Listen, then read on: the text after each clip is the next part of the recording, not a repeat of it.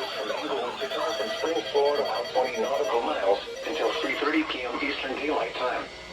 At 3:07 p.m. Eastern Daylight Time, a severe thunderstorm capable of producing waterspouts was located 7 nautical miles southwest of New Pass, moving northwest at 10 knots.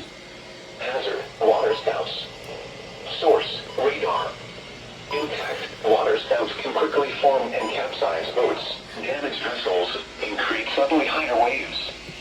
Make sure all on board are in a secure location and wearing life jackets.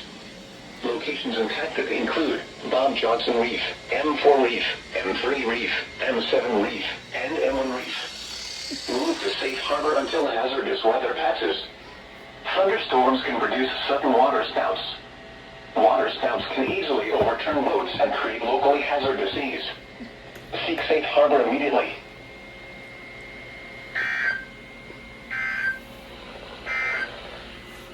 Now for the official National Weather Service forecast issued 1 p.m. Wednesday.